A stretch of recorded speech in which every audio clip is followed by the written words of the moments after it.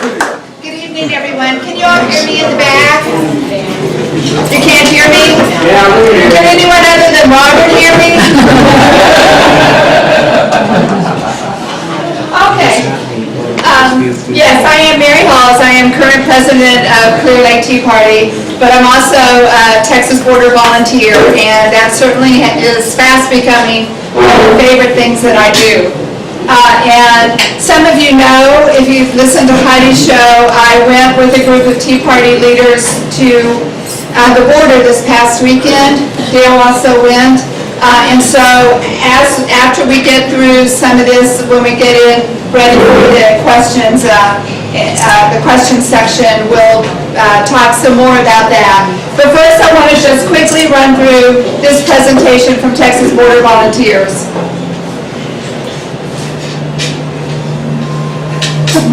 This is a picture that was taken for everyone that was down there in January, and anyway, that's some of the newest member lists that we have. Now, what we do, we go down to the Vickers Ranch. It is Dr. Mike and Linda Vickers. It's in Falfurrias, south of Falfurrias, but north of the Border Patrol checkpoint. We go there as private citizens. We observe and report to Border Patrol if we find any criminal trespassers, because that is really the only charge that that the landowners have, is to charge them with criminal trespass. And so that's what we do. We suit up. This is our headquarters. It really is a tack barn and that sort of thing, but we've turned it into our home several times a year. And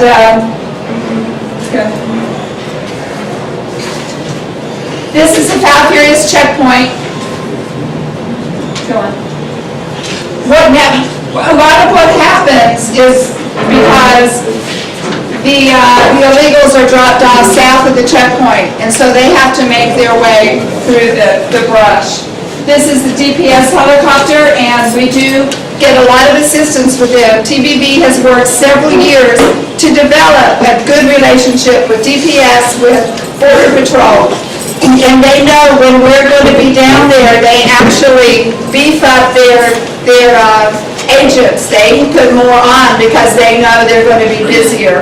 And I can't say enough about them. In the Falfurrias area, they work extremely hard. Do you remember the name of the plane? Yes, a PC-12, a Spectre. All right, so often we will get assistance with eyes up in the sky with this guy. It is outfitted with the latest technology, and it's very helpful for Border Patrol. And several times we've had them phone us, phone the headquarters and say, we've got a group of 20, a group of 50 headed your way. They're about 2 miles south of you. So it's really been awesome. This is Dr. Vickers, and he is head of Texas Border Volunteers. He was one of the founders of the Minutemen, Minutemen from way back. And they broke off, there's a long title and I forgot it, but they broke off in 2006 and started Texas Border Volunteers. So we're going to have just a short video on them.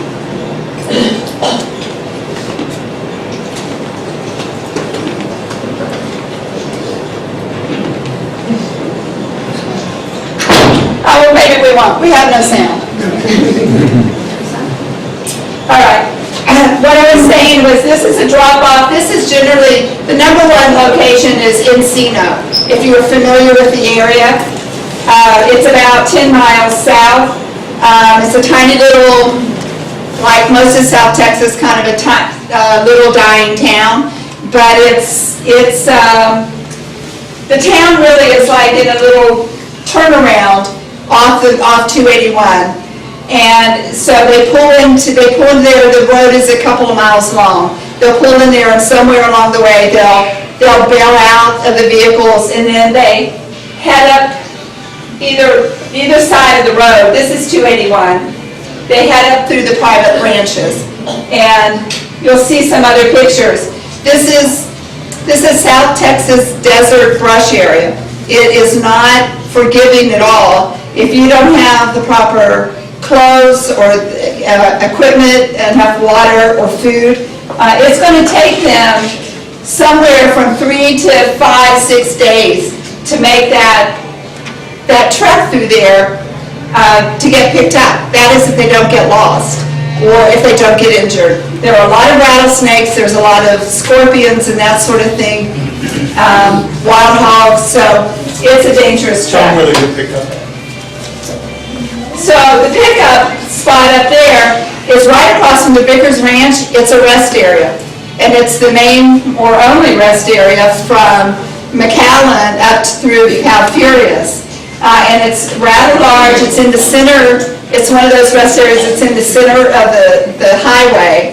And a lot of trees, a lot of underbrush, which we were down there this weekend, and they are starting to clear some of that out. But when I post, I usually am somewhere near that rest area, and I watch them. They come down just south of the rest area. There's a turnaround, and so they'll come and turn around, and they'll be stopped just for a couple of seconds before you even know it, and they either fill up the car, they pick them up, or they pull into that rest area. Semis will pull into that rest area and just sit there and wait. And we have caught them, picking up in the semis, as you often find. Real quick, because I want a whole question. Do they think there's underground tunnels around in that area? No, not that we've found. No.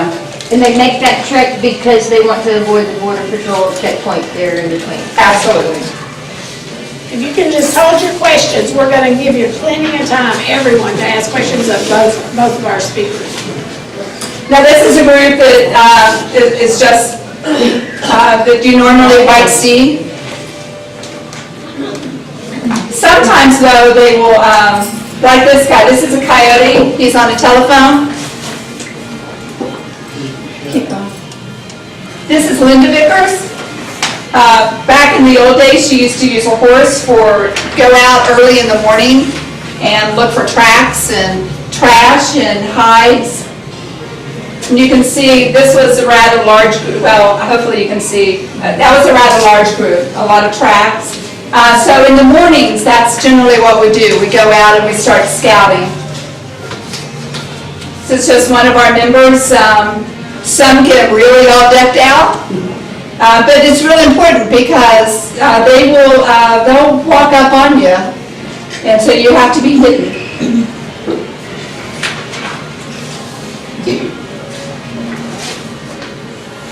Now, I want to make clear that you all understand, we don't apprehend, we don't capture anybody. Our role is to report, observe, and report, and then to come and witness to folks like you, and witness to the legislature.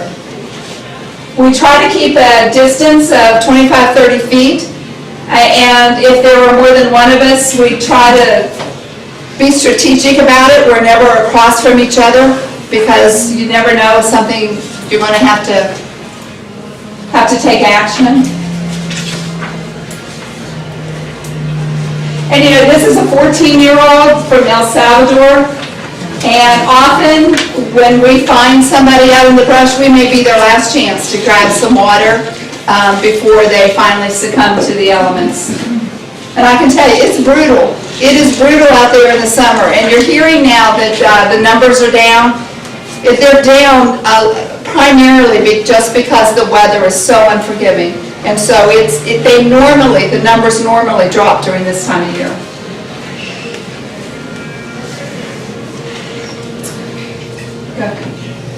That's just an aerial view. Now, this is just a cabin, a honey cabin that they've broken into and vandalized. And recently, somebody broke in and they even broke into a gun safe. But by the time they were found, they had cooked and everything, they made themselves at home, but they did not get away with the guns. This is typically what you'll see the fences like on the ranches in the area. They break them down.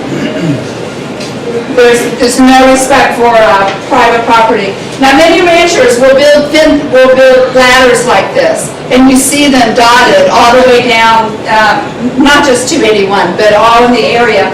But you know what? The illegals won't use them because they think they're a trap.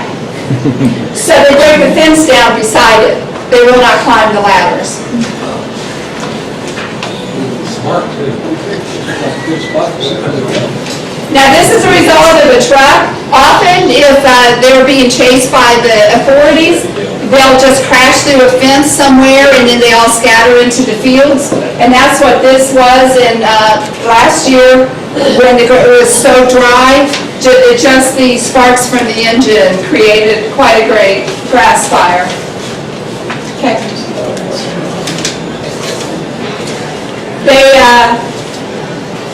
Some ranches will leave bottled water out for the illegals in coolers. The Vickers do not. They think that they've got plenty of water available if someone needs it. It is clean, safe water.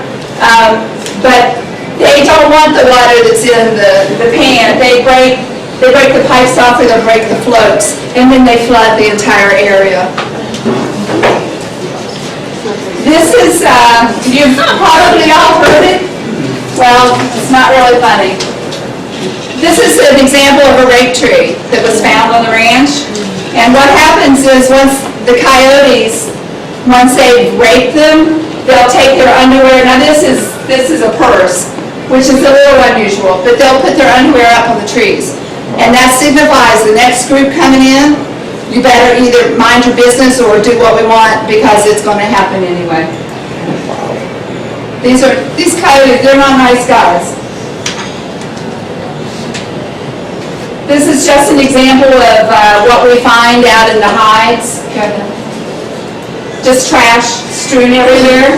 This was an amount picked up just in a 1 month's time, just on the one range. Now, not only do we find a lot of trash, we find a lot of odds and ends and IDs, fake Social Security, driver's license, and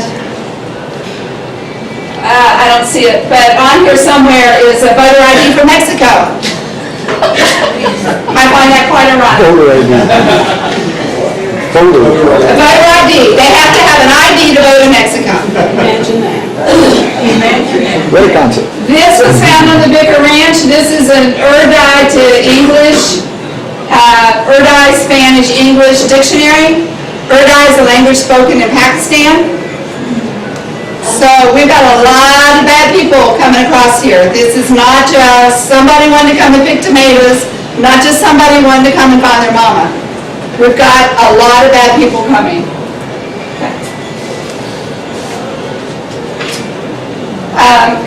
Now, TFIRE has one of the highest areas for OTMs, other than Mexicans, because by the time if they can make it through across the border, we're the major pickup. The TFIRE area is the major pickup for points Houston and Dallas. These are Chinese. These are Chinese as well, but the truth is, normally if they're an OTM, they will be deported, but China will not take them back. And so, at least before this crisis, I can't swear now what's going on, but up until a few months ago, they would hold the Chinese for 6 months, and many of them were being held in California, and then after that 6 months period, then they're released. So I don't know why we hold them for 6 months. This is a beacon that's across the road on another ranch from the Vickers. They have, I believe, 8 of these in Brooks County. As you can see, it's in English, it's in Spanish, and it's in Mandarin Chinese. That's how many Chinese are coming into our country illegally.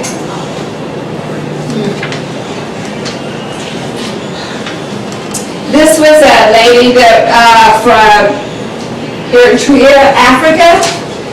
Okay.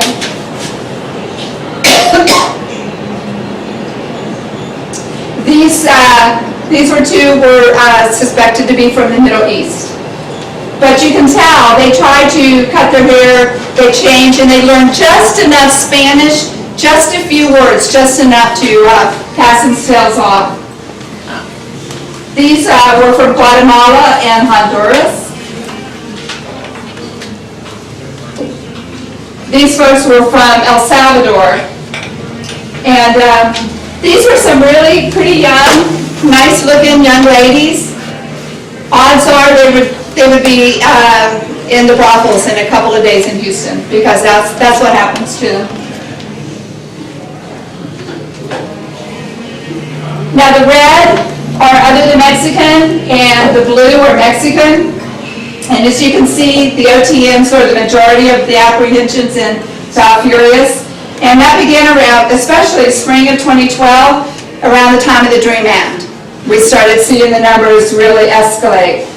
The media reports out of the Valley about groups looking for BP to surrender to or stay so they could start their paperwork. But see, some of them are either with someone, a coyote that's got a criminal record, he can't afford to turn them over and then lose his business going forward, because these girls are generally put out into the workforce, into the brothels. So he's trying to avoid border patrol. Yeah, some of them definitely, yeah. So the last 3 fiscal years for TFIRE on pace to top 30,000 this fiscal year, easily. When we drove by there, what was the number? 27,000. There you go. And that's just in July. Yeah. 27,000 That's what? since the beginning of the year to July. That's 27,000 illegal aliens caught at the TFIRE border checkpoint. The one. 80 miles from the border. That's from January to July? Yes. Or is it? In that 80-mile area? Yes. A lot of those numbers are fiscal year, October. No, not for this. Not for this, okay. Yeah. Well, and the simple fact is, this is not a Mexican problem, and you find the media claims that, and they will even claim that you're racist against Mexicans if you want this issue resolved. But it's not. This is a national security issue. And so when you're speaking on the matter, you have to be very clear about that. This truly is a sovereignty and a national security issue.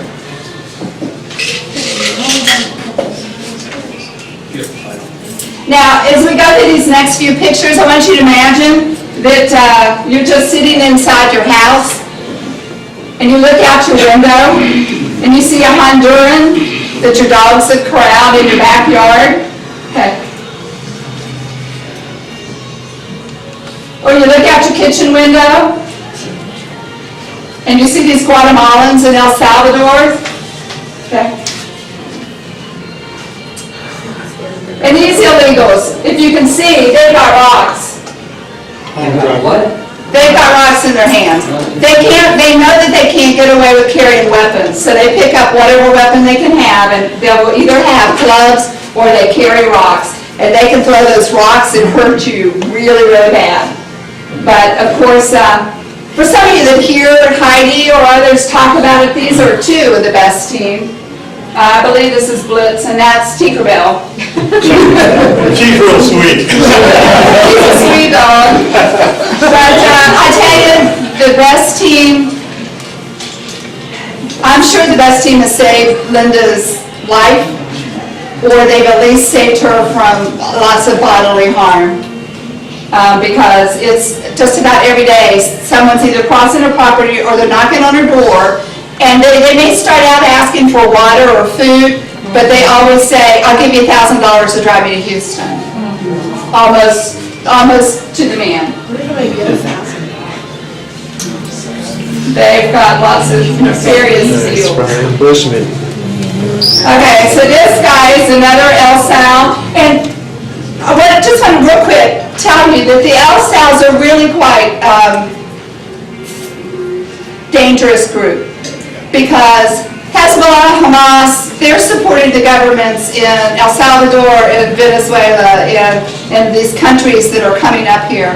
And so he may look sweet, but odds are this guy's had militia training.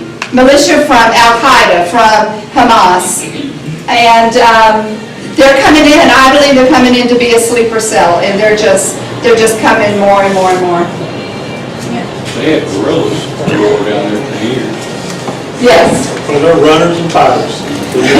This guy, he actually tried to beat up the Border Patrol, but as you can see, he lost the fight, which is really cool. Okay. Trespassing's a felony. Not down on the border, it ain't. Well, it's a felony in the law. It is up here where normal laws are observed. This guy's an MS-13. Okay. This guy is a Pistolero. That's a mean team. Okay. This guy is Tango Blast. We caught him in March? May. We caught him in May. The stars just looks like a cowboy star or something. That's the sign for the Tango Blast. And sometimes, Tango Blast is a gang that is really prevalent in the Texas prisons. And now we're finding that they're recruiting south of the border, and then they're also recruiting in the schools. But it's a gang that came out of the prison system. Tango Blast is the third biggest gang in the state of Texas, and they're homegrown. This is a weapon that we pulled off the Tango Blast guy. And he was a full-fledged coyote. So we were glad to catch him. He was kind of a smuggler. So they were frisking him. They found the weapon. It was a large knife. But before they put him in the vehicle, he was telling the BP that he wanted his knife back. Did he say that was his right? It's hard to see, but this guy has a rosary tattooed on his neck. He is also a gang member. This was a drug haul that was found. Sometimes when you get, when they feel like they're going to be caught, they just dump it and run because it's more important for them to get away. The drugs really are free to them. This next group of slides are not really, they're not the worst of the worst, but I just want to let you know. This was a skull that was drug out of the brush down at the headquarters. The dogs found it one day, brought it home to Mom. This body was discovered out along the trail, but what they did is they put shirts up to make sure somebody found her.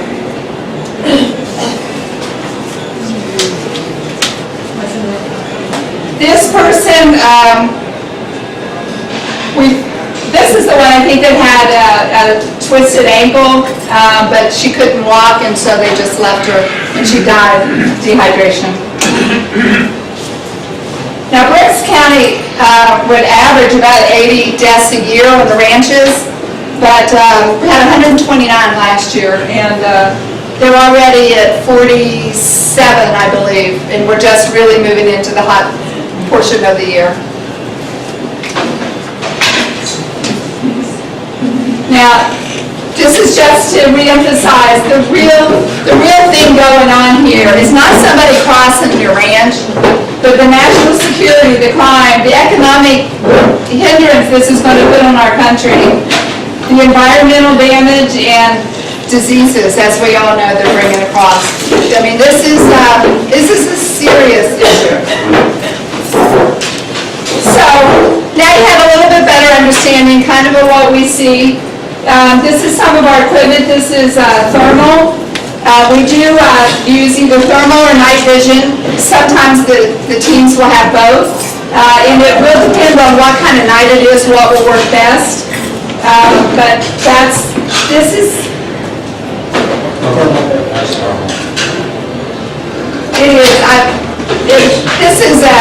actually a picture in a video. So, but this is a group of 30 odd, no, come on. Go to the next one. There were so many in this group that they couldn't get it all in one picture.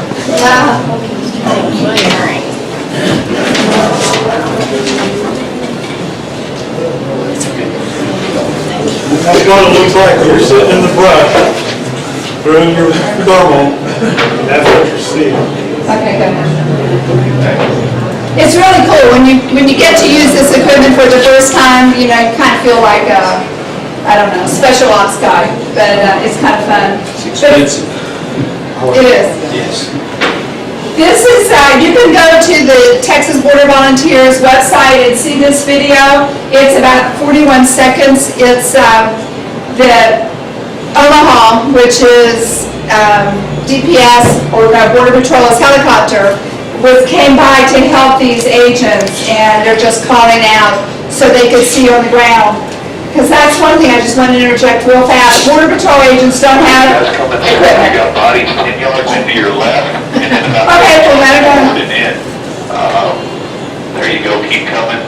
Okay, stand out right there, go straight in left, that's where your bodies are, they're all in there, straight in. It's spread out pretty wide, they're all spread out. Yep, got some right there to your left, the group, and then keep pushing in, there'll be more. You got runners coming to the east side, they're actually going south. Got 2 runners going south now. South, now they're going east. Just go parallel them down the 2-track. They're staying in the trees. But just, there you go, guys, you're paralleling them. Keep running down the 2-track. Keep running down the 2-track. Now don't turn in yet, keep going south. You guys, you 2 on the east side, keep running south. You're paralleling them. Keep going south. They're 10 yards ahead of you, but they're still running south. You're parallel to them. Keep moving south. Keep moving south. You're easily turn in now. One of the border agents in Falfurrias is a marathon runner. They can't outrun him. You're almost even with them. Come up some more. They're coming right Which one to are you. the agents? Stop. Straight out your driver door. Straight out your driver door right now. Right now. Okay, they're running kind of back north. They're coming. Agent running behind the vehicle. Turn in. Straight in. My God. Yeah, agent right there in front of you. This is the agent, that's the illegal. There you go, to your right, you got him. So that's a little bit about what we do. It gets exciting, and I have to admit, it is an adrenaline rush. Okay, we use ATVs or Polaris side-by-sides. Go ahead.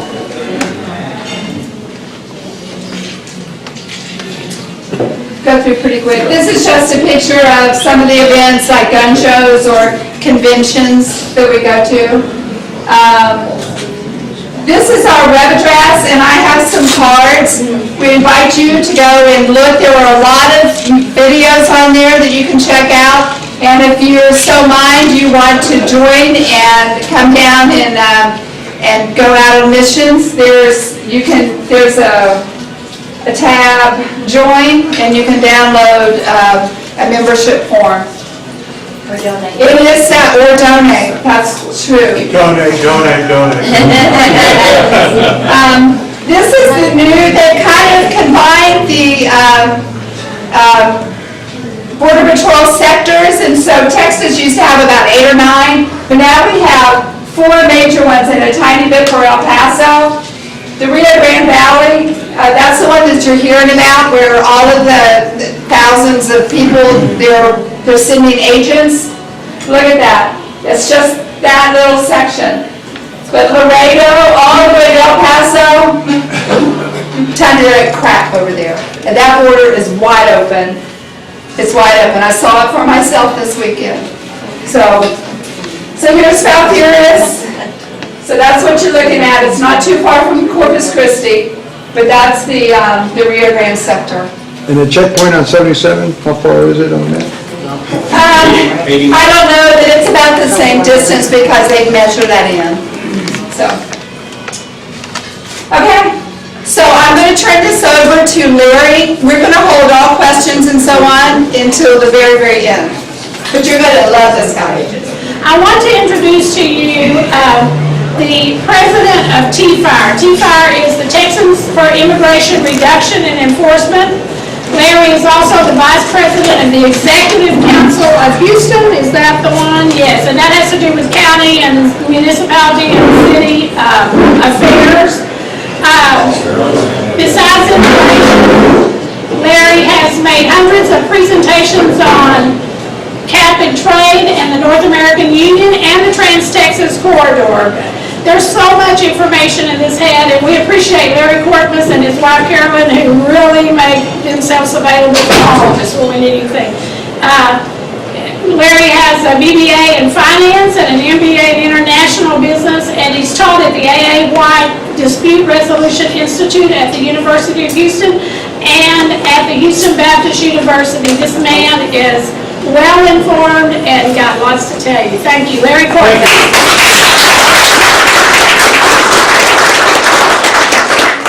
Dale, do you want to have that?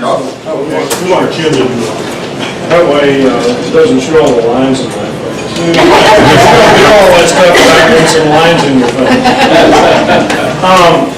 So much is happening so fast that today's presentation won't be as polished as usual because so many things have happened in the last 24 hours, actually in the last 12 hours. So I want you to understand what is going on.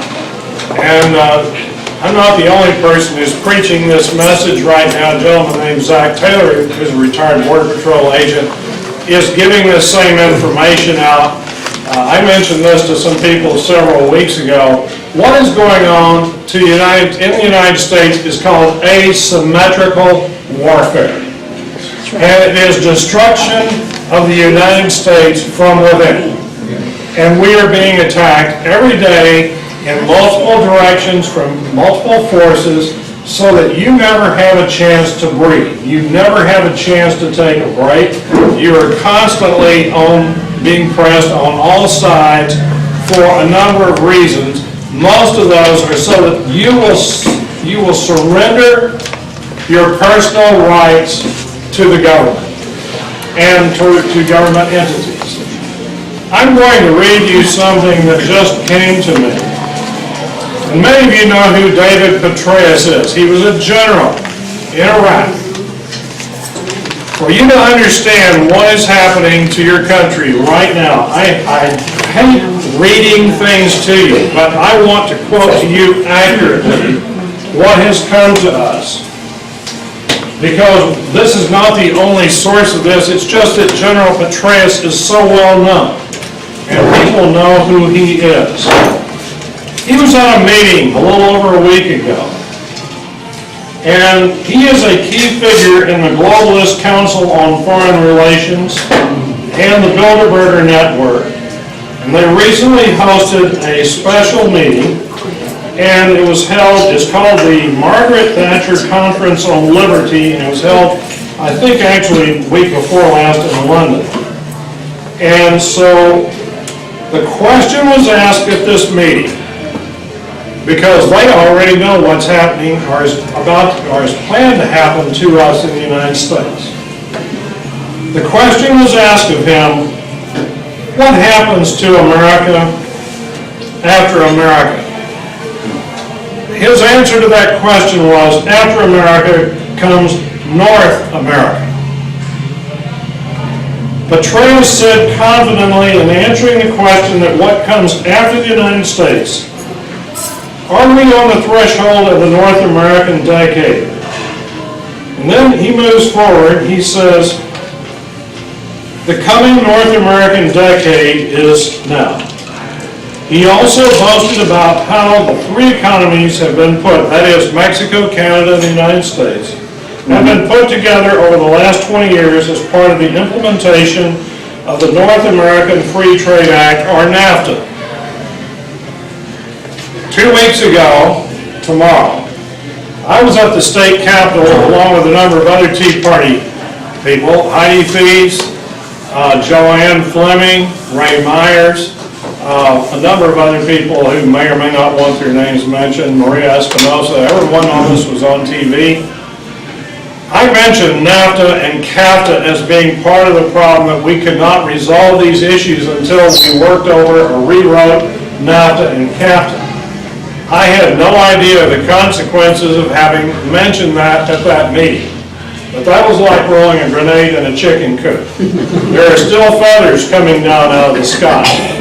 So what happened was, it was the first time anyone apparently had mentioned that in the state capitol, even though everyone over there seemed to know that that was part of the plan.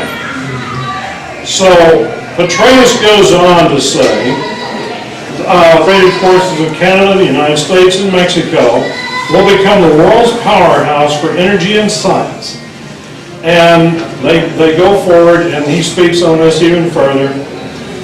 He moves on to explain to us that we're to be melded into one big country.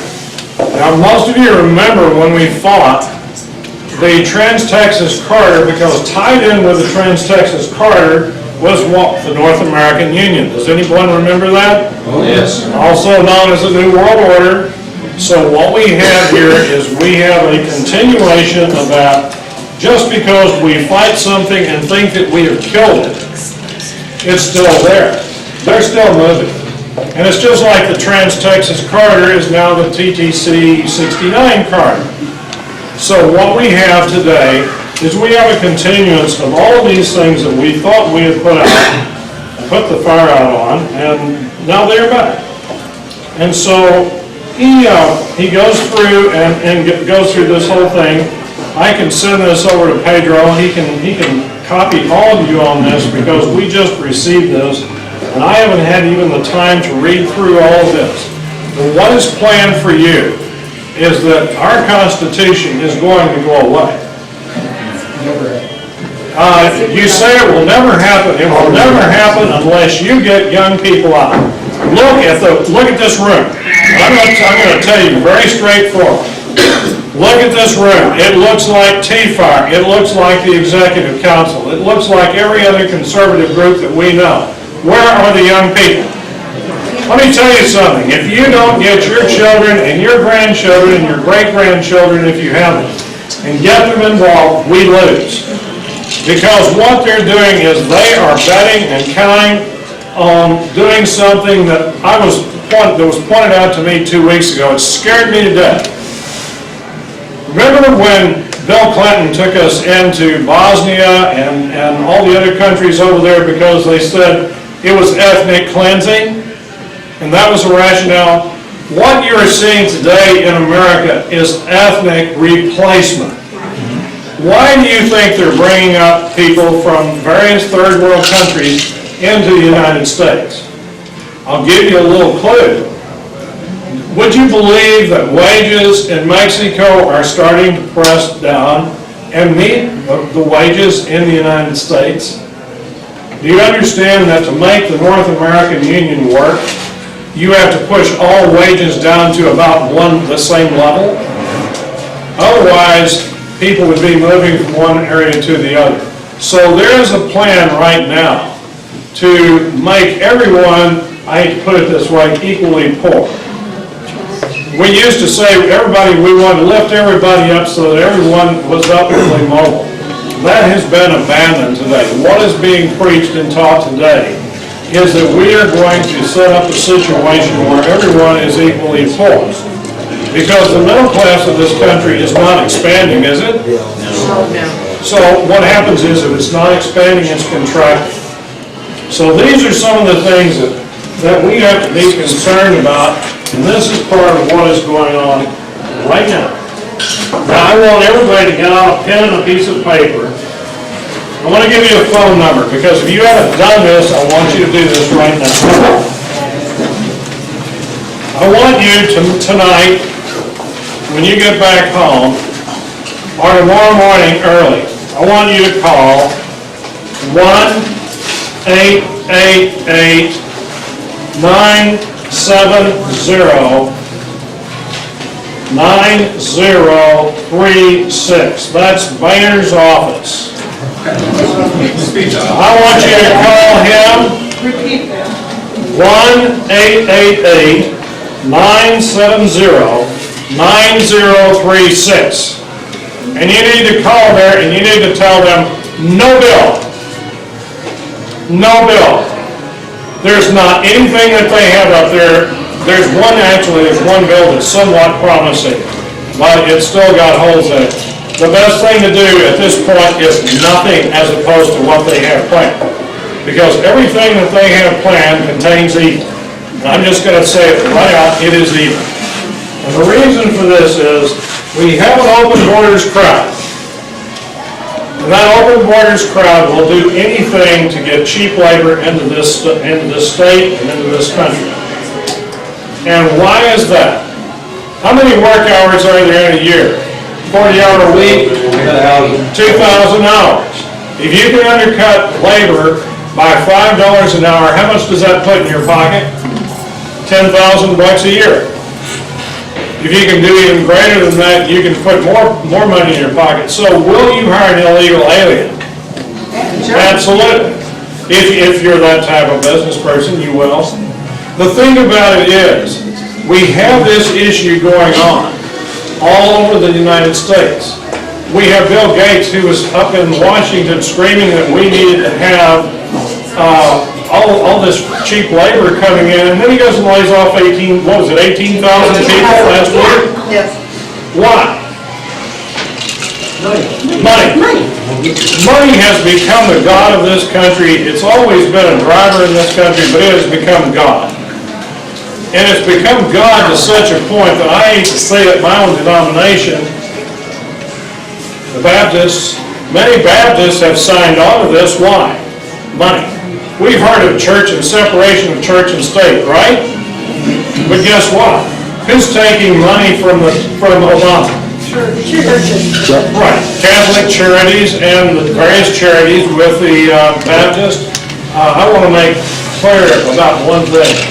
There are Baptists and there are Baptists. Not all Baptist churches and Baptist organizations are involved in this any more than all Catholic churches are involved in it either. What we've got, though, is a situation where there have been a lot of people sold on the idea that by bringing in people from all of these various third world countries, eventually they're going to be able to fill pews. Well, I hate to tell them something. Fill pews with what? How is this going to work for you? So the thing is, if they're not believers now and they're at a certain age, I'm not sure that they will ever be believers, but who am I to ever make that decision? I want to share something else with you. If I were someone who was easily depressed, I couldn't stand doing this job. But I also know that there is a promise in the Bible about people who call good evil and evil good. And there's an awfully hot spot for them. And I can't wait for them to get there. So the sooner, the better. And I think that if they really feel so strongly about some of these things, I think they should go sit along the Rio Grande at night. And they shouldn't be armed, and they shouldn't have anything, just be sitting down there on the border and see how long they would like to stay out there. I want to go over what's going on in Washington right now. The so-called Speakers Working Group. A lady named Kay Granger from Texas is in charge of that group. Kay Granger is not one of us. Kay Granger is, she would probably be upset with me calling her a rhino, but if the shoe fits, so here we go. They praised the recommendations that came out of this, and they called them common sense, compassionate, but tough solutions. Let me tell you something about common sense. Remember the Texas solution? It was always introduced as being a common sense solution to our broken immigration system. Anytime you hear common sense coming out of one of these people, you know that they're lying to you. They're lying to you. And there's nothing broken with our immigration system, it's just not enforced. That's right. Because they have no intentions of enforcing it. So, when I saw that, I thought, uh-oh, common sense, compassionate, but tough solutions. Why do politicians create problems? Well, what they do is they create a problem so that you complain, and then they come up with a solution, which costs money, or takes away your rights, and gives them your rights, or gives them your money, or at least part of it. They suck off a little bit of it. They're kind of like mosquitoes, you know? So they will take a drink out of you, they're gonna get something. So what we have here, the working group's recommendations included policies from prior immigration bills which have been rejected or failed. It's really a combination of all of those bills put together. So what they're going to do is they have taken part of McCall's bill, which was H.R. 1417, and it was co-sponsored by fellow Texan and longtime amnesty advocate Sheila Jackson Lee. This is the common sense. This is the common sense solution. Now, Randy Weber likes that bill, by the way. He does. He said so. Now, H.R. 1417 shares many of the same problems that amnesty bill S-744, the Gang of Eight bill from last year, that got killed. And so S-744, these were incorporated into this new border security provision. And also that was something that Nancy Pelosi had been pushing in California. Now the group also adopts Senator John Cornyn and Representative Henry Cuellar's Humane Act, which will make it take about a year and a half to get any of these kids out of here. So what they're going to do is they're going to try to make some of these changes and actually make this a little bit more difficult to get rid of people who have sneaked in here. And then the working group failed to do a few things, which was calling an end to Obama's administrative amnesty program known as DACA, called Deferred Action for Childhood Arrivals. I've always said it should be called DACA if you understand Spanish. Or any other measures relating to this humanitarian parole or parole in place or asylum, whatever he wants to call it. Now, they go on to make a number of other recommendations in here. Part of the thing is they are using the laws, they're using old laws to confuse new laws. I'm going to tell you something, if we ever fix the country, we're going to have to go back and take some old laws off the books. And there was a suggestion made a long time ago, I know my wife's a big proponent of this, it's a great idea.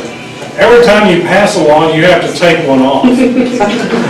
And so the idea being that you keep it from getting too big. But one of the problems that we have here is that in the passing of laws, we have this thing called case law. Most case law is decided by judges, not by legislatures.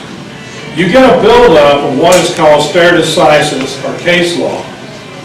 And after a while, you get multiple decisions from multiple judges, and everything is confused. And so what happens is the politicians and a lot of the courts will pick and choose which decisions they want to use in making decisions. We have to stop that. Now, the thing about this is we have a lot of, believe it or not, we've got some Democrats who stepped up to help stop some of this stuff.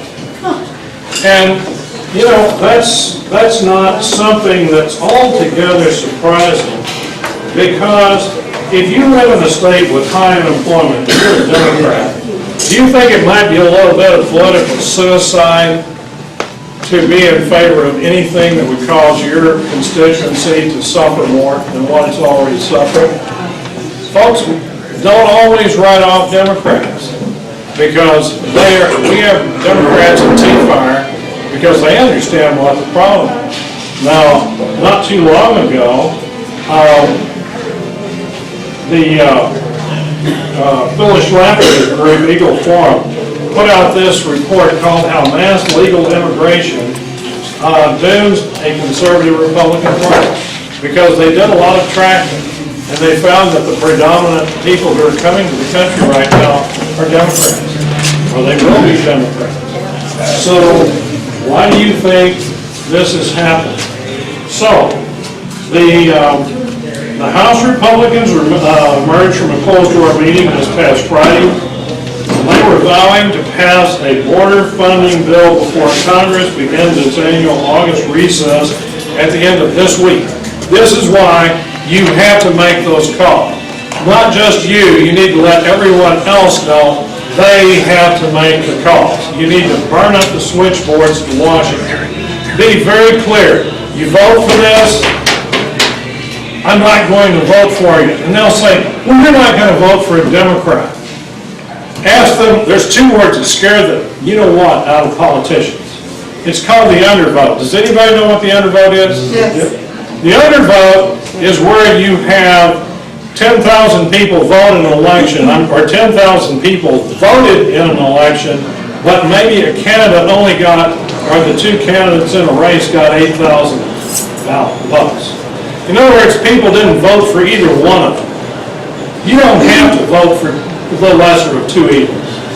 That's why you don't have Romney. It's the reason why McCain didn't get elected, because people are fed up with having to vote for the lesser of two evils. There'll be a lot of people who won't vote. Whatever you do, I'm not telling you what to do. But if you tell them you're not going to vote for either of them, you'll scare them. Because that is one thing they are fearful of. They have counted for years on you being sheep, and that you're going to vote for the list no matter. And until we break that cycle, at least them thinking that way, we'll never win. Now, the Cornyn-Quayer bill is going to be a real problem for us, because it is a bipartisan bill, and there are a lot of people who think that it has some legs to it. One of the things that we have problems with right now is there is a redefinition of words. And redefining words is very important, because that's what they've been doing to us for a long time. The legal definition of a refugee, Section 101 of the Immigration and Nationality Act, defines a refugee as a person who has a well-founded fear of persecution on account of race, religion, nationality, membership in a particular social group, or political opinion. And courts have held that persecution requires government action, meaning action by government or by actors who our government is unable or unwilling to control. What is happening is we have these kids have been coached all the way up here to claim that they are refugees. I'll tell you what these kids have done. Some of them took off on what I call, how many of you ever read Huckleberry Finn when you were a kid? Most of us were forced to read it, or we read it out of fun. Can you imagine taking a 1,200-mile trip, crossing rivers, floating across lakes, riding on top of trains, a grand adventure, right? Unless you happen to get raped or sodomized on the way, or killed, or run over by a train and lose a few limbs. But that's what has been promised to them when they get here on this end, is they're going to get in and they're going to get to stay. Are they looking for jobs? No one has heard any of them come in and say, we're looking for work. What are they looking for? Handout. Gimme is exactly right. They're looking for welfare. Obama's going to take care of us. But there's something else. Do you remember when Obama first came into office? And he said that he wanted to create an internal military force that was as well armed as what our U.S. military was. What has happened to our U.S. military? Has it gone up in readiness or down in readiness? Where do you think he's going to get his brown shirts? Regulatory. The immigrants. Same place Hitler got it. That's right. That's exactly what he used. He used the refugees and he used the orphans to make up the brown shirts, which is what our government's doing today. So I'm pointing out to you today When you get on that phone and you start burning it up, calling those people, let them know right now that you know what's going on. There's one thing that will scare them to death. Tell them you want NAFTA rewritten, or you want it done away with altogether. And the same thing for CAFTA, which is a Central American Free Trade Agreement. If I had not studied international business and been involved in all this, I wouldn't understand what is going on with this, but it's becoming very, very clear to me and a lot of other people that those arrangements. You remember who Mr. New World Order was? Who was the first guy? George H.W. Bush. All right. We had a bill passed, which they claim is our broken immigration system. That was the Immigration Reform Control Act of 1986. NAFTA started the next year, and by the time Mr. Bush came into office, he didn't want to build that fence. Why? Why build a fence when we're all going to become one? Your neighbors don't have fences. Oh, really? That's not what I heard when I was a kid. I heard that fences make it. So what we're going to do is what we need to do is get on the phone, burn up the lines, let them know that we're watching them, get your children, scare them to death if you have to, tell them that if they don't get off their, and get involved. But my wife told me I shouldn't say that. Say it. No, I didn't do it. I told the governor 2 weeks ago to get off his dead end, and she said that was Moses. And I said, well, I could have said something else. He got the picture, so anyway, what she got off, you should have heard. The boss was on campus, so anyway. The thing is, they've known about this invasion for 4 years. The invasion was created. They got the charities involved in preparing for this. They were passing out money. There's one Baptist group right here in Texas that supposedly takes care of refugees. I believe it's called the IRR, Refugee Relief, whatever it is. They have received $60 million in the last year. One organization, one Baptist organization. I'm not saying it's the whole Baptist church. One Baptist organization got $60 million. Houston Galveston Archdiocese, $15 million. That's right. Right. That's just that one diocese. That's right. So what we're talking about is they have undermined our religious organizations. And I was talking to you earlier about getting rid of laws that we have on the books. There's a bill that was passed by LBJ because he got angry because the church had the audacity the pastor stood up and condemned him in church about 1954. And he got a bill passed that would take away a church's tax-exempt status. And they have used that as a hammer on churches ever since from standing up. How many of you remember The Patriot, the movie? And this is a true story about the pastor who stood up and he was wearing his robes. And he stood up before everyone and he said, "It is time that we take this problem on. It is time that we go to war." And he took off his preacher's robe. And what was he wearing underneath? A colonel's uniform in the colonial army. It is time to let the pastors take off the robe and speak to their hearts to the people of this country. And if we don't do that, we're going to lose. So it's on the line right now. And like I've told some people, if your children won't get involved, tell them fine, we're going to donate our money to Texas Border Volunteers or to TFIRE or somebody, anybody. Salvation Army, whatever. Tell them that they won't get anything. Get their attention somewhere or another. Okay? Because most of them are counting on something someday. Now, I have a few more things here. How are we doing on time? You're fine, go for it. Okay. Don't say that, I can tear them up. I'm trying to get someone to come and speak to TFIRE about what is happening with the diseases coming into the country. I got a report yesterday from the state of Texas, which said that they had only found a few cases, like maybe 10 cases, of any serious disease, that most of what they had found was scabies, fleas, and lice. Well, they've got a lot of that for sure, but you can find that in some of the schools around Houston too. At least as far as the lice are concerned. So the thing is, we started doing a little bit of checking by going back through the newspaper reports of what had been reported by the various locations. So what we came up with, bacterial pneumonia.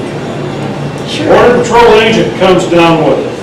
H1N1 swine flu virus. Maybe as many as 4 or 5 cases of that we know of. And we found that what is happening is they are not taking blood samples from these children. They have let them get on airplanes and fly around the country. They let them get on buses and travel around the country. How would you like to get on a bus and sit down and a few days later find yourself because you've just caught scabies or you caught one of these other diseases? And we're not talking about scabies, fleas, ticks, all that kind of stuff. Those are parasites. A disease is something like whooping cough, measles, mumps. Tuberculosis is probably the greatest risk because yes, you can be cured of tuberculosis, but the damage is already there. The damage is staying. So as we went through the Center on Disease Control website and we were looking at what are these diseases, we found that one disease that usually is not passed from one person to another, but it can cost an awful lot of money over the lifetime of that person, is called Chagas disease. And there's a whole new center down here at the medical center which is studying this disease because the disease is a parasite that attacks the soft muscle tissue, soft smooth muscle, which is typically the tissue in your heart. And it takes years to get to that point, and it will cost a lot of money to treat the people who have Chagas disease or who catch it.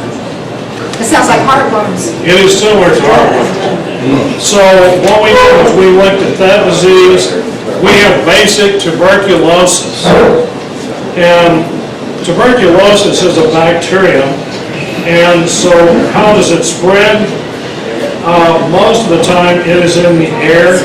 It is not, there's something I want to tell you about because I don't want to scare anybody unnecessarily. It is not spread by shaking someone's hand, by sharing food or drink, by touching bed linens or sharing a toothbrush or even kissing. But TB is spread by it just being through the air, which means that if in this room, if one person had TB and was coughing, they could contaminate everyone in this room. That's why TB is so serious. And it's one of the problems with putting children into one of these places they're putting them in right now. These children should have been sent home. And for less than $200, if we were to do this, we could probably ship every one of them home by air, drop them off in Tegucigalpa or wherever they came from, and send them home. Most people do not want to punish these children because they were sucked into coming up here. They were told to come. They were motivated because they were going to get something. But there is nothing that says it's not cheaper. And I want you to all think about this. It is cheaper to send them home. When you speak to your congressman or your senator, say, we're all for you spending money to send them home. Okay? Is that not a drug resistant? Just there's one drug-resistant bacterium which is very hard to treat, and we don't have a treatment for it, as I understand it right now from what I'm reading here. There is no treatment for it. Just one quick question on the cost, because I used to fly down to that region quite often when I was working.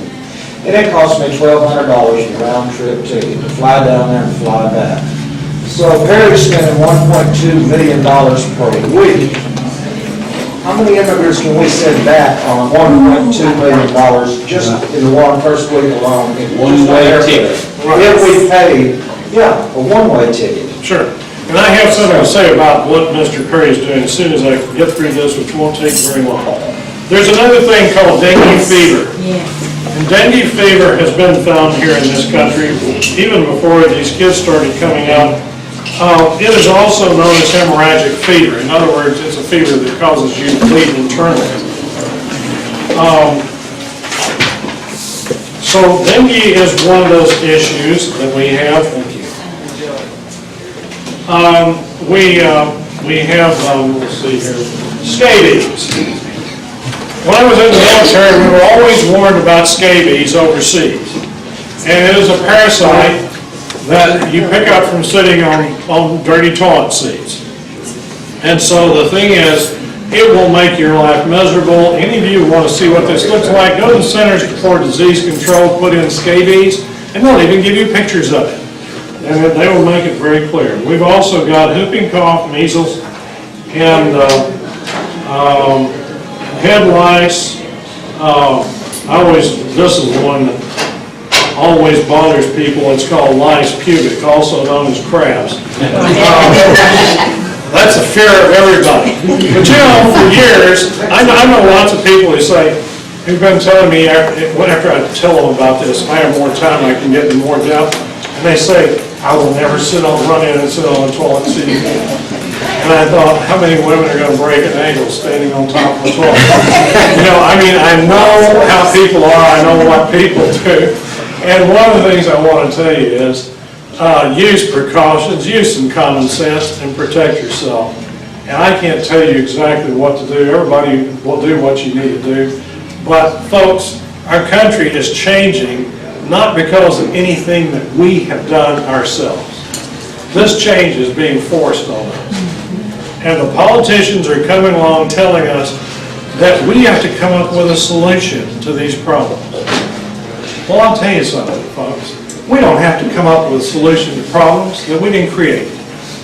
The people who created the problems should get to pay for the problems. So if the cheap labor lobby who wanted all these people and who created this thing and who paid the politicians, people like Bob Perry, people like Harold Simmons, and a whole host of others, some are down playing cards right now in some very hot spot, probably with, Ted Kennedy and Lyndon Johnson, I don't know, anyway. Who am I to judge that? But anyway, these folks cause this problem. As far as I'm concerned, if we take every dime that they own, I don't really care. But it is not in this room to resolve a problem created by someone else. And it's not we may have to come up with a solution, but why should we have to pay for it? Well, I got a problem with that. Okay?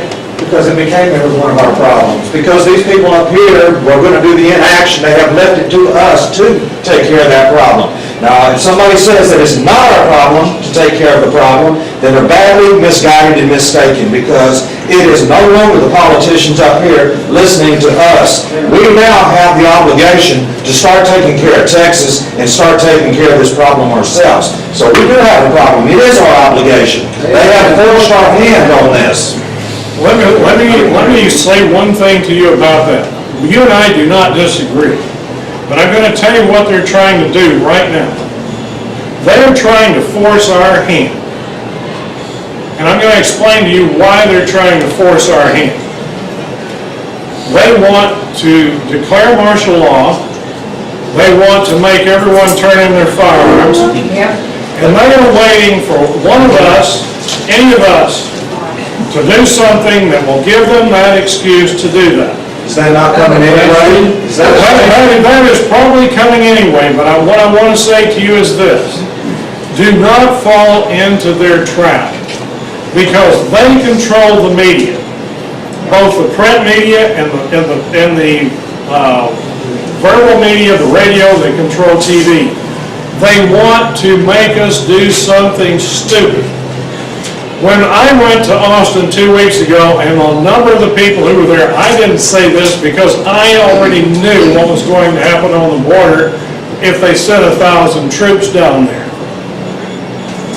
because I've had to fill out all kinds of duty rosters and everything in my lifetime, and I know that 1,000 troops, at best, is 250 people at one time, because you want 3 shifts a day, and then you've got support people who have to cook and take care of everyone.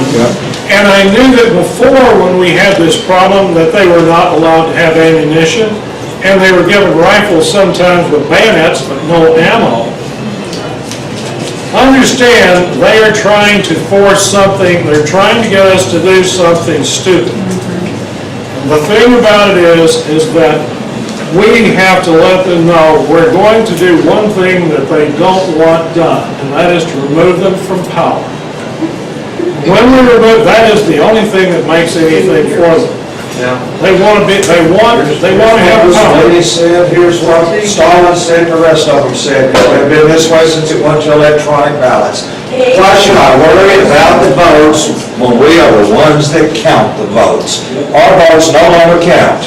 They don't even allow you to verify what you voted for anymore. It's all done electronically.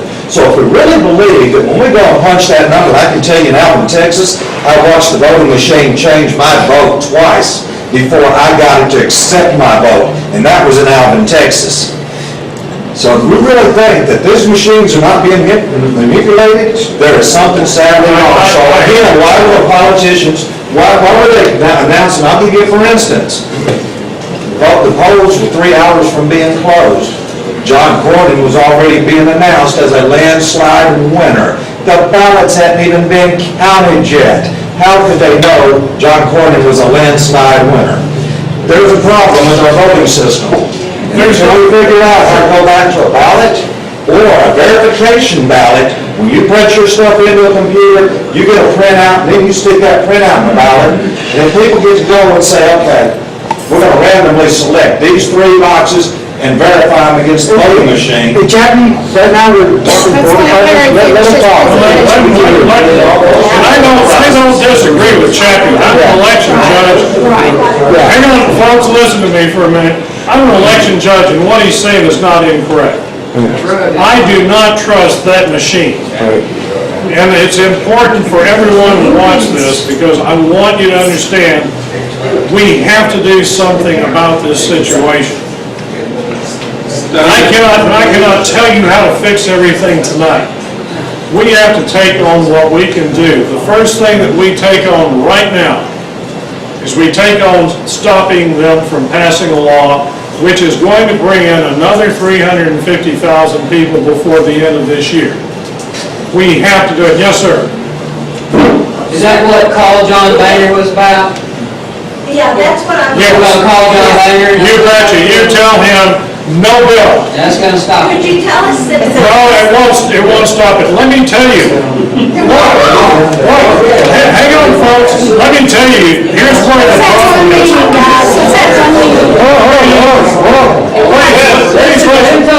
Hold on a minute. Let me cover something. Here is why you call. They need to know that you care. They need to know that you care. Let me explain something to you. And I'm going to be a lot more straight. You may want to turn that thing around and turn it off when I say this. We give government the power to make laws and enforce laws. Those are our rights which we delegate to government. If those people that we have delegated those rights to and have delegated the authority to take those actions fail, then what is the answer? We remove that power from their hands and we take it back. It's in our Constitution. And it's in our Constitution. We remove them, and the thing about it is we have a little bit tougher time doing this today because when there were 13 colonies, it was a lot easier thing to do than we've got this crazy mixed up situation that we have right now in this country where you have the... Appreciate this man and the knowledge that he has. So his organization is TFIRE. That's another good organization for you to know and for you to donate to. We want to take just a minute for Jim. Okay, for Jim. Yes, Lisa. Oh, Are we going to question? Yes, in just a minute. Right, Jim Logan is going to take a couple of minutes to make some statements about what happened here a few minutes ago.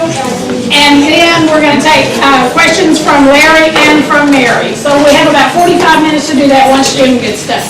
All right, now, I'll just make it quick, because I want to make sure, I think everybody's really actually on the same page. You just got to tie some things together.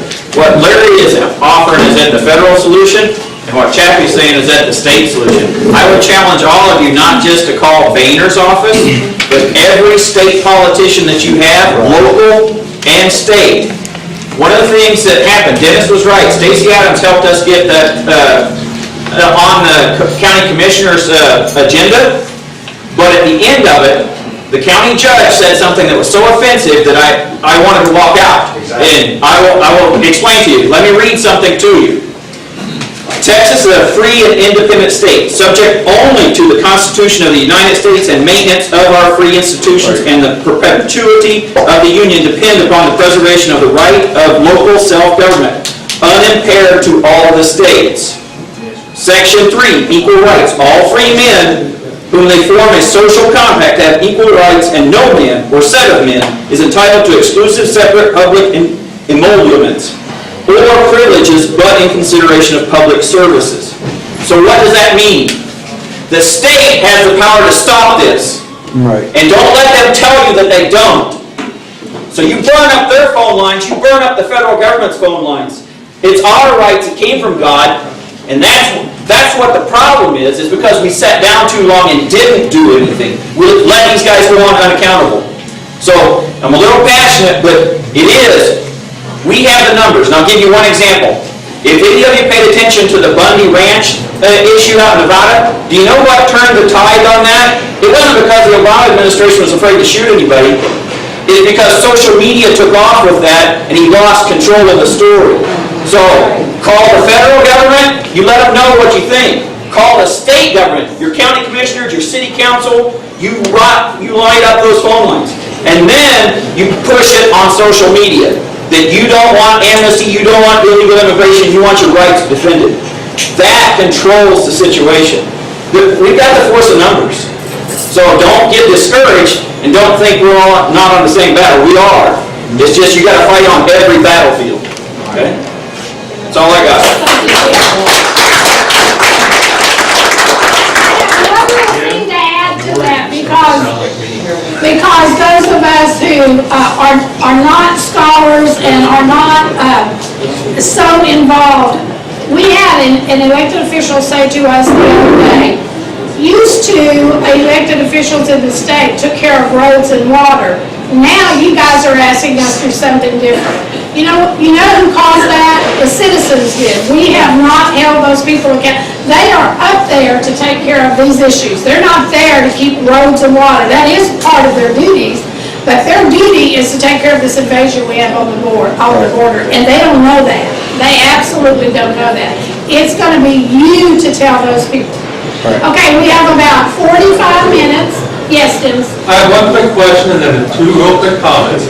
I want to ask Mary or Larry, it is my understanding that the law says if their illegal is captured or apprehended within a certain distance of the border, that they can legally be immediately repatriated back across the border. Only if they're Mexican. Only if they're Mexican. Canadian. And is there anything saying that we have any way of verifying when they come across? Oh, I'm Honduras.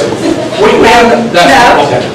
So the law says we can, but they're lying through their teeth or whatever. And so therefore, all of If they're contiguous countries, we can return them on the spot. But that's why they're OTNs. And let me clarify that even further. Under CAFTA, the Central American Free Trade Agreement, it's a different agreement than NAFTA, and that's the reason why that exists. There's one rail for Canadians, United States citizens, and Mexicans. And the people from Central America, under CAFTA, are under a different set of laws. And that's the reason why there is a difference. When I spoke to the state legislature, when we had a press conference 2 weeks ago, and most of us were asking for something to be done. And many people were calling for sending the National Guard to the border. We were not clear enough when we spoke to the governor, when we addressed the governor and the politicians. What we said was we wanted the border secured. Some people said they wanted the National Guard to go to the border. What we really need, I'm going to be very clear about this. I want to see some National Guardsmen with bayonets down there, and when somebody floats across on an inner tube, they look at him and say, hey, Paco, you can either paddle back on your inner tube or it's going to go psh, and you're going to swim back, because you're not setting foot on this shore.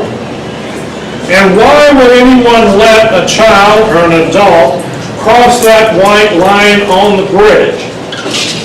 If they never come into the United States, then we don't have this problem. But we have a Border Patrol and ICE, Immigration and Control Enforcement, are being told to let them cross and come into the border. In other words, they have been instructed to allow them to enter the United States illegally. Who's doing this instructing? May I have an example? Dale, come up here a minute. I was down on the Rio Grande this weekend. Seems I can't get enough of the water. But we were at a park where we had a nice American park on one side around Mission, Texas, McAllen. On the other side, on the Mexican border, on the Mexican side of the river, there was a party beach, sort of like an East Beach at Galveston. Music, people having a good time, partying jet skis and such. And you can see the white Hummer that was the kingpin of the human trafficking in that area. Bold as brass. I'm standing there next to a cameraman, and you may have seen this on Drudge, but there's jet skis running around, and one of the guys was riding by us, cutting rooster tails out there, flashing gang signs at us, laughing and smiling and waving. Before we got out of there, now you gotta understand the U.S. side of the park, there were Border Patrol agents all over the place. There were DPS all over the place. We had 2 DPS gunboats tied up at the dock. We had constables out there at this park. And one of the guys, the jet skis on the Mexican side, loaded up a young mother and her child. Must have been 1, 2 years old. Took her right over to the U.S. side, dumped her off, and took back. That woman come up off the bank, walked to the nearest Border Patrol guy, and surrendered. That's what they're doing. The laws now say that you cannot turn them back, that you must take them. I've got a question for you. This is what's happening at the border, down there at checkpoint on 77, because I've got a friend of mine right now that was in jail down there on a $30,000 bond for interfering with the police officer in his duties. Now, he's as white as I am. He talks better English than I do. And now then, you're going to tell me we can't harass the Mexicans coming across the border, we can't. But if you're an American citizen, what are they doing? What is the Border Patrol doing to the American citizens? Listen, why are they turning around and terrorizing? I talked to Border Patrol. I talked to Border Patrol. They are not bad guys. They are in this. Some of them are not, but when you got Border Patrol smashing out American citizens' windows, when it's got a tag sitting on it that says Texas, it's got an inspection sticker that says Texas, tags on the car with the license plate say Texas, you're obviously an American. Yeah, illegals are running with those cars too. I can't speak to every Border Patrol agent down there, but the ones I've met, and I've had union stewards for the Border Patrol, I've met Border Patrol guys out in the field. In fact, one night, Saturday night, we're a group of about 13 or 14 of us, we're walking down the #1 drug smuggling trail in Texas. In the dark, no lights, just seeing where it would go. We got down there about a quarter mile. Did I mention we're not too smart? About a quarter mile, we noticed somebody moving behind us. Me and the security guy went to the back of the line, walked down there to meet them, while the rest stayed up front. What was coming down that trail was one Border Patrolman out there because a sensor got tripped on this #1 drug trail by himself. You gotta be a brave dude to walk down there because he didn't know how many people were down there. He come up, talked to us, he asked us what we were doing. We said we're with the media, we're coming out and check it out for ourselves. He goes, you got any law enforcement with you? We said, no, sir. He goes, there's just 3 of you? I said, 3 here and about 11 more back there on the trail. He goes, be safe, be careful, see ya.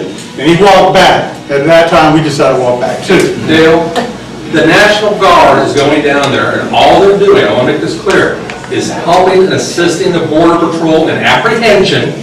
They turn them over to the Border Patrol process them, give them a court date for which we know they will more likely never show up for, and then basically they're released. Number one, First of all, we don't know yet, the National Guard is not there that's yet. right. You don't know what the National Guard's going to do because they're not there. They're not operational yet.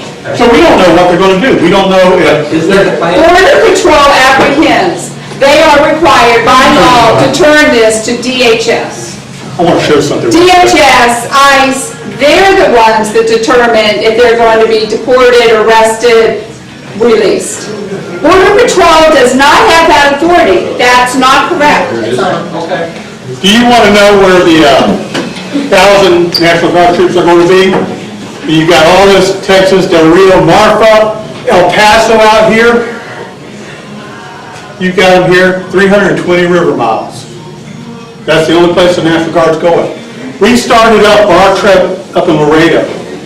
We did not see a border patrolman until we got down to about here in one of the little towns. We finally saw our first border patrol guys. We did not see any DPS from here to here. When we got right here, which is around Falcon Lake, we passed a Holiday Inn Express that had 30 DPS cars in it. They were the night shift. That was the night shift. We saw officer after officer after officer all through here on the highways. We saw them all the way up in the TFIRE. We saw lots of border patrol. Yeah, they're surging, but you know what? They're not stopping because they're coming across the Rio Grande for other than Mexicans and surrendering immediately. Because Governor Perry is not giving them the authority to turn them around or to arrest them. They're following the federal laws and they're just turning them in. Two things. I want to add something, Mary. This border thing is driving all of us crazy, but what a lot of these people don't know is what we've been hearing about. If we want to say these kids are being brought up here, tell us about the sex trade and the children being raped and abused that we're supposed to be taking care of when they get up here. Well, I want to start with pretty good educated guess that the children that are coming, many of them have been dumped out of orphanages or they're already homeless in their countries and they've kind of been rounded up like the Cuban boat people that they sent over. Those were out of juvenile homes and that sort of thing. I mean, in jails and that. But I believe that's a lot of what you saw come in. So a lot of these kids, they're not kids that their parents paid money to send them. I believe that is a very small percentage. Then beyond that, what's coming across the border is somewhere between 12 and 18% of what actually cross the border are actually children. They're not children. We have people in their 20s and maybe even young 30s that are claiming to be 17, 18 years old. They're not. 20, 22. You know, and a lot of these guys are gang members. You've got to understand. They start in 5th, 6th grade in Honduras and Guatemala in the gangs. That's when they recruit these homeless kids or these street kids. They're in the gangs. By the time they're 8, 9 years old, they've already committed a murder or rape. I mean, they have. I think a lot of us here came here already knowing a lot of the seriousness of the situation. All right? No, a lot of us Was it know. your intention to cause anyone to even be more frustrated? Well, No, my intention is for everyone to make sure they know exactly what the issue is so they can talk to their local official, their state official, so they know the truth. Because the media is not giving you the truth. So the officials don't know what's going on down there? Oh, I think they do. Okay, so the officials are not... They're lying to you. Okay, well, we're okay, so we all know we're being lied to. Anybody trust the federal government in here? It's the state government's lying. State government being lied to, they pretty much know that. Rules of engagement. If I'm a coyote, and you're a coyote, on the phone, hey, I'm fixing to make a trip.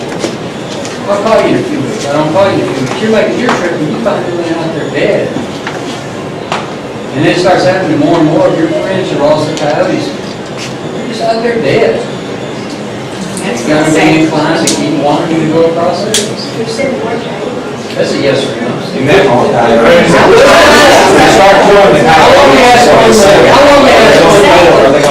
Those founding fathers, when they dressed up as Native American, and they said, we're gonna go on a boat, we're gonna have all the sea in the water. Were they acting inside the law or outside the law? Their teacher was told now that they were terrorists. I know what you're getting at. There's no way I'm going to publicly state to anybody that's what ought to happen. But, you know, I'm not going to be surprised if that happens. We find bodies on the pipelines. There were lots, there are murders and they just get dumped. They're not all illegals, but it only takes 2-3 days to become skeletized. So there's a lot of odds they're never going to figure out what happened or who these people are. How do you tell who's the coyote and who's not? You can't. Yeah, but they dump that stuff. They dump it. I have a question. Frustration is my biggest point. We have politicians that don't have a intestinal fortitude. Testicular fortitude. Yes, to stand up. What would happen right now if 30,000 Cubans landed down here in Galveston? With the intention of invading our country, would we send troops down here to stop them? We're being invaded from Mexico. Our politicians don't have the intestinal fortitude to stand up and stop it. Okay, and I hear you, and give me your attention for a minute, because I hear your frustration. If you think that I enjoy reading this crap all day long, I probably get 300 pages a day that I read. And it gives us a perspective on this stuff, but we also have seen how our government will send someone out to pick you up, or me up. Believe me, we're not in the same America we grew up in. Amen. And the fact of it, when we take it back is when we have enough people who are informed and educated and willing to take it back. 1776 started. Let me point this out. 1776 did not start in 1776. 1776 started right after the French and Indian Wars, when American troops were used in the war machine that England had against the war with France. And it was at that point when they started to realize what the situation was. And that is when this started. This movement that we have right here with the Tea Party is only, 4 or 5 years old now. It takes time to mature for people to gain leadership. We have to replace this trashy leadership in Austin and in Washington. Here's my question then. You just brought up a good point, and I'm going to tell you what's happening right now, because we got a young lady sitting right back there, Kathy Glass.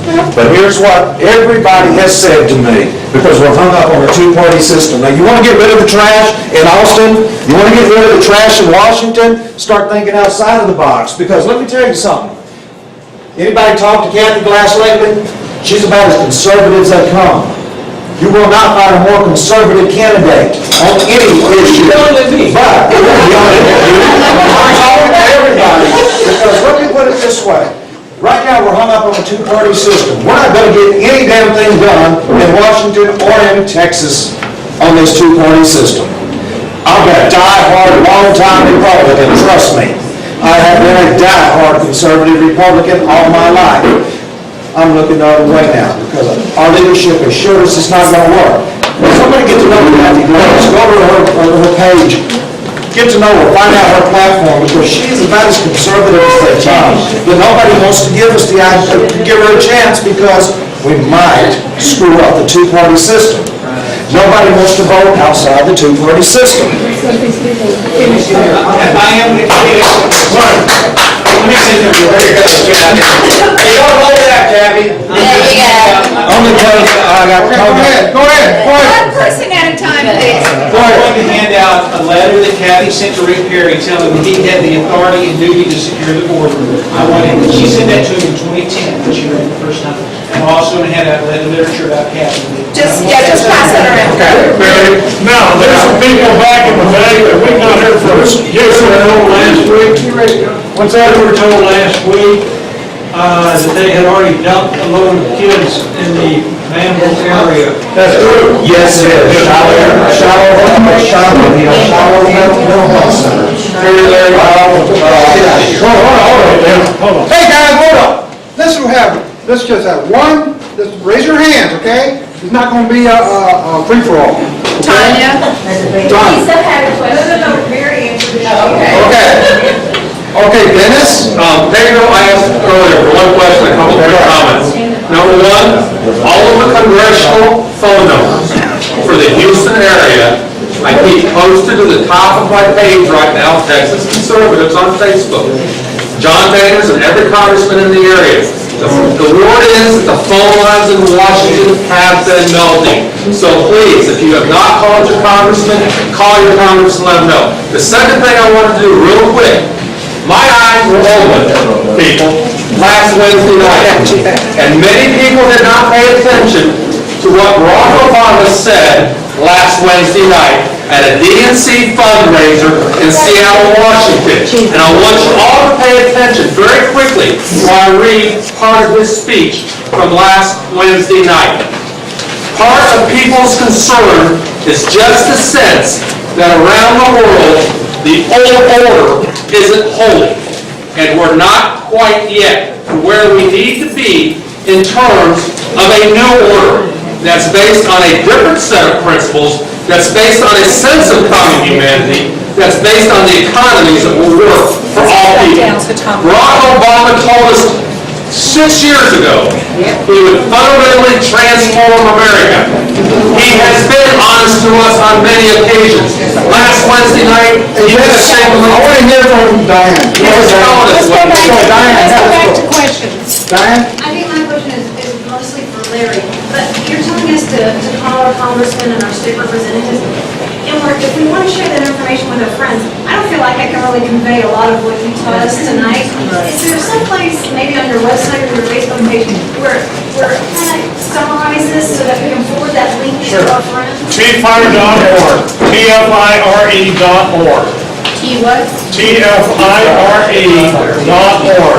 And do you have like any, I kind of glanced at your website while you were speaking, do you have like any, it looked like a lot of it, there was a lot of reading that had to be done, and I find that most of my friends kind of want like a 1 minute summary kind of thing. Do you have like, quiet please. I can't hardly hear you. I'm sorry, I was wondering, when I glanced at your website while you were speaking, and I saw that there's a lot of great information out there.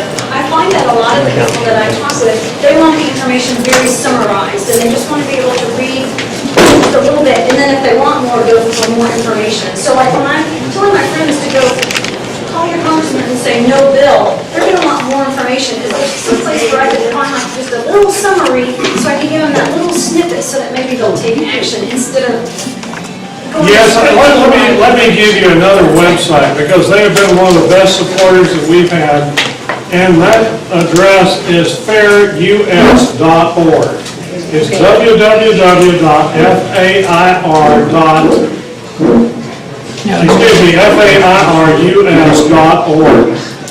And FAIRE is an organization, it's a Federation for American Immigration Reform.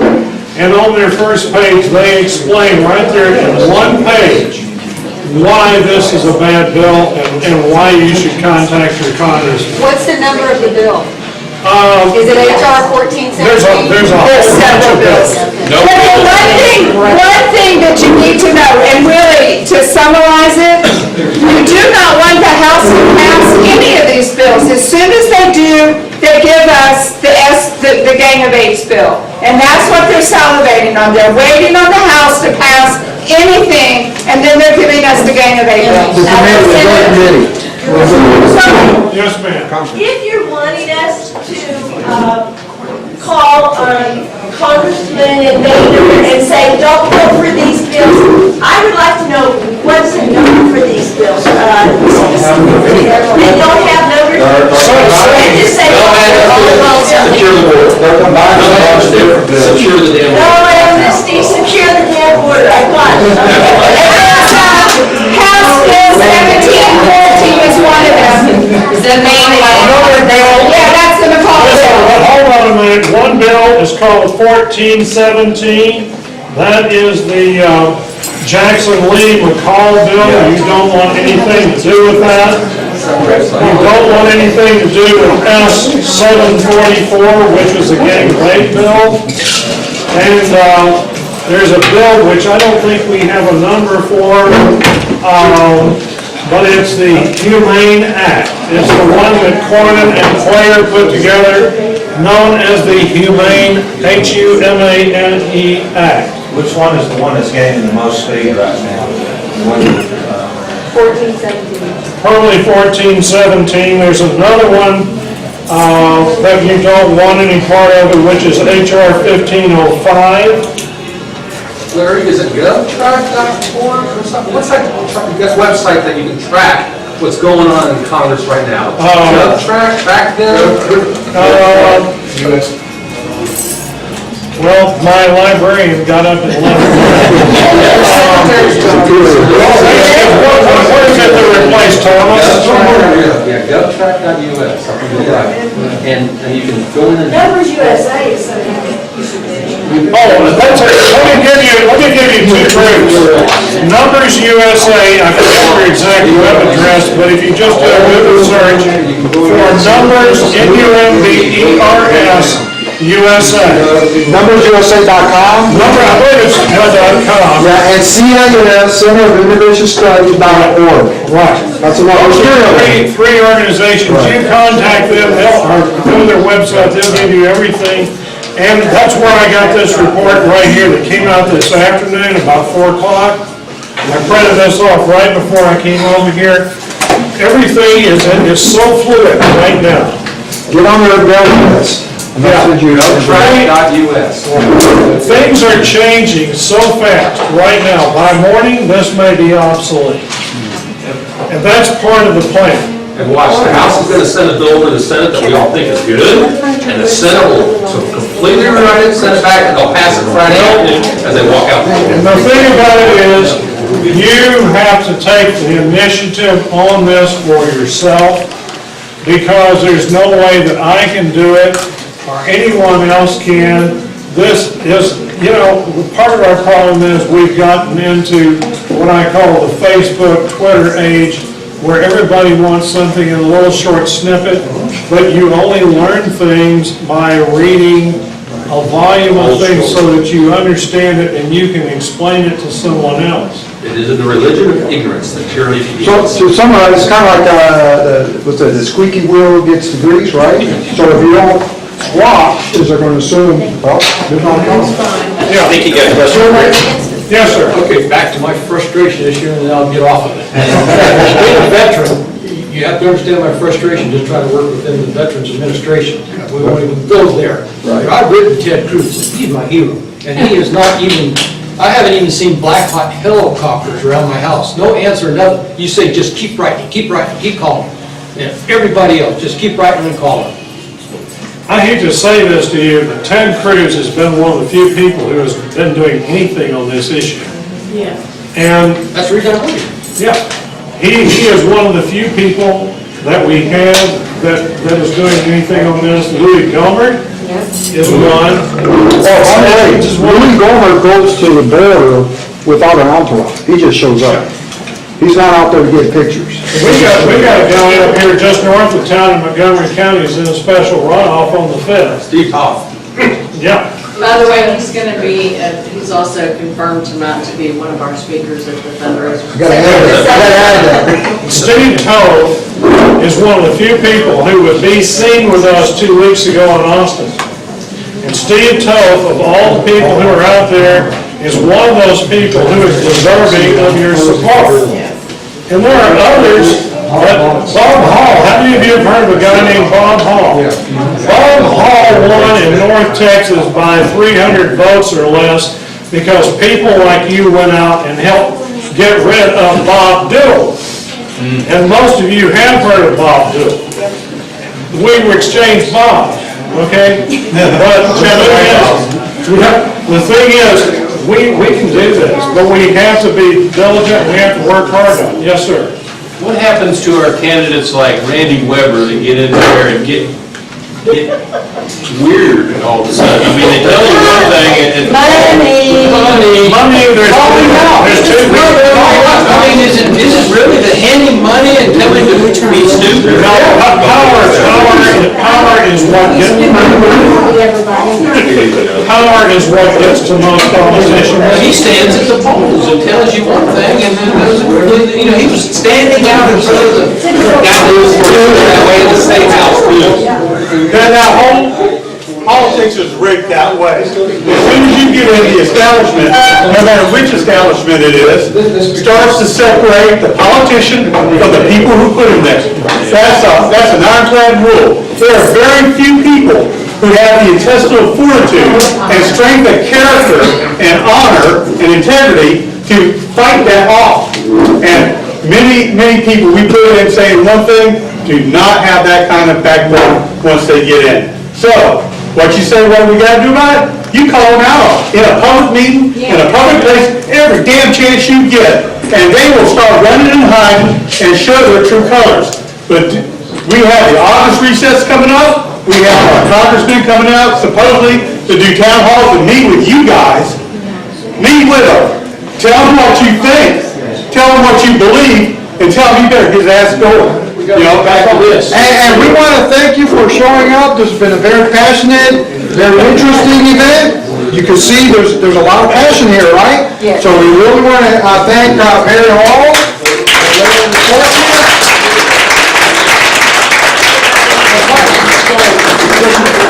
20 minutes to visit or... You want to visit and continue on discussion, this event is over officially. Hey, if you don't listen to Range and Elephants Radio, you're not learning.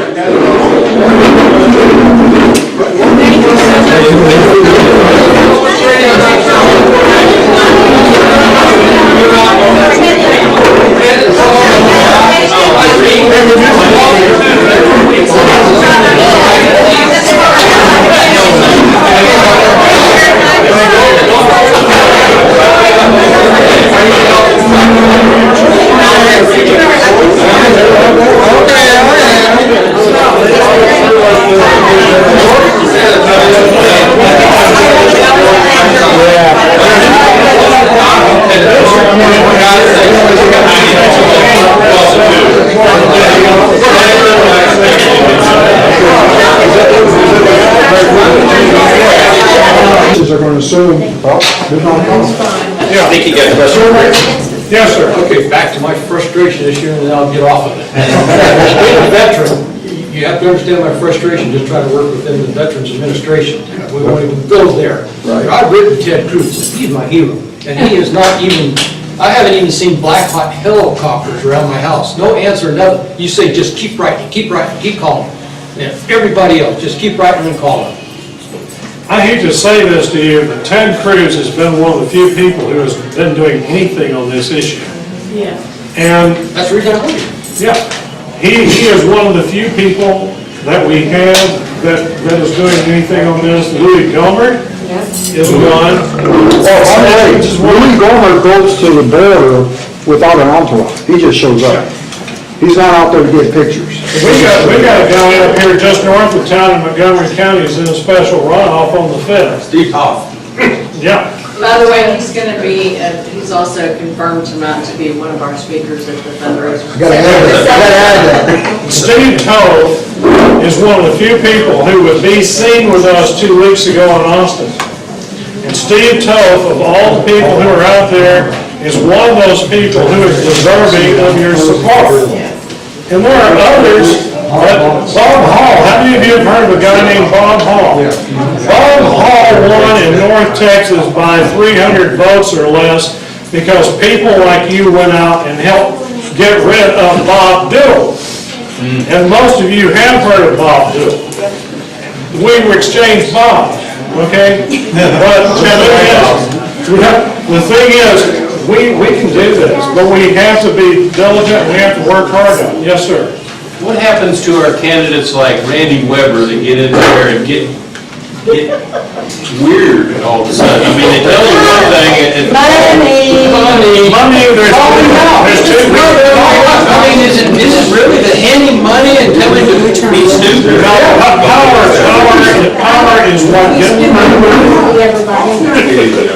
is what gets to most politicians. He stands at the polls and tells you one thing and then does it, you know, he was standing out in front of the guy who was that way in the state house too.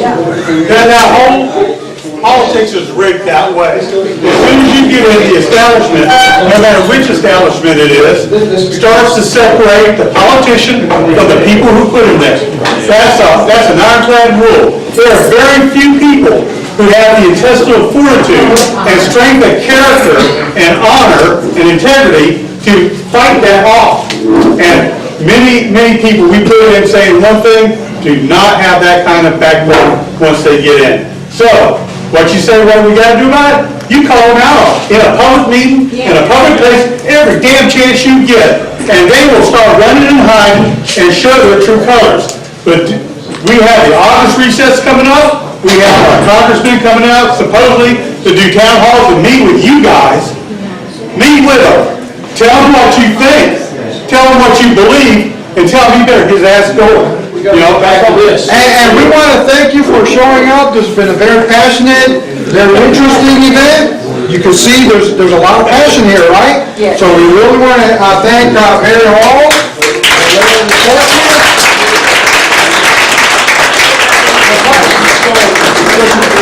20 minutes to visit or... You want to visit and continue on discussing the things, this event is over officially. Hey, if you don't listen to Ranger Elephants Radio, you're not learning.